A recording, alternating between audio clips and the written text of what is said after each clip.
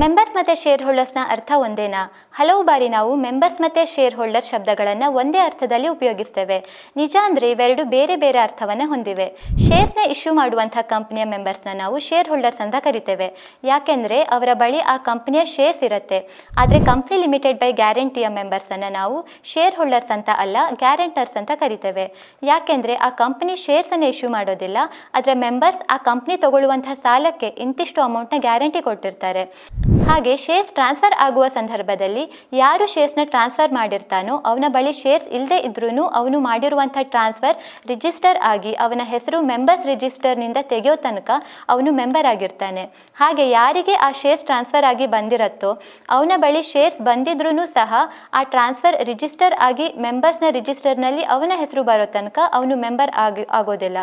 ಇದೆಲ್ಲ ನೋಡಿ ಒಟ್ಟಾರೆ ನಾವು ಏನು ಹೇಳಬಹುದು ಅಂದರೆ ಪ್ರತಿ ಶೇರ್ ಹೋಲ್ಡರ್ ಸಹ ಮೆಂಬರ್ ಆಗಿರ್ತಾನೆ, ಆದರೆ ಪ್ರತಿ ಮೆಂಬರ್ ಶೇರ್ ಹೋಲ್ಡರ್ ಆಗಿರಬೇಕಂತಿಲ್ಲ. ಈ ಮಾಹಿತಿ ನಿಮಗೆ ಇಷ್ಟ ಆಗಿದ್ದರೆ ಲೈಕ್ ಮಾಡಿ, ಶೇರ್ ಮಾಡಿ ಮತ್ತು ಇಂಥದ್ದೇ ಮಾಹಿತಿಗಾಗಿ ಫಾಲೋ ಮಾಡಿ.